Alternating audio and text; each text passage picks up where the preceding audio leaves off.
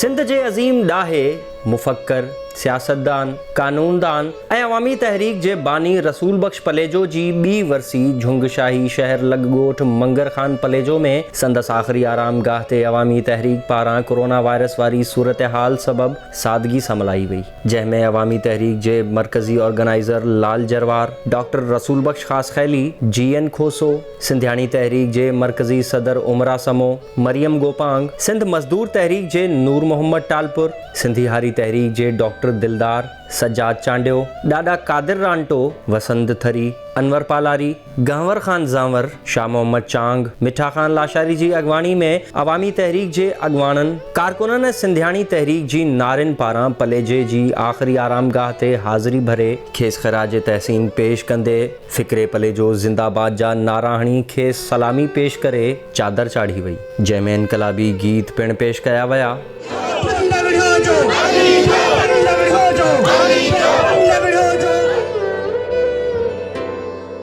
इन मौक़े ते मुक़र्रिरीन रसूल बख्श पलीजो जी कयल जिद्दोजहद ऐं संदसि ज़िंदगी ते रोशनी विझंदे चयो त पलीजो बैनुल अक़वामी हैसियत जी हामिल अज़ीम शख़्सियत जो मालिक हो। खेसि ख़राज तहसीन पेश करियूं था। पलीजे हमेशह ज़ुल्म, बर्बरियत, ॾाढ, जबर ख़िलाफ़ ललकार बणियल रहण सां गॾु आमरीत खे बि ललकारियो, जंहिं सिंध जी अवाम, औरतुनि, शागिर्दनि, मज़दूरनि, ॿारनि जे हक़नि जी ॻाल्हि कई।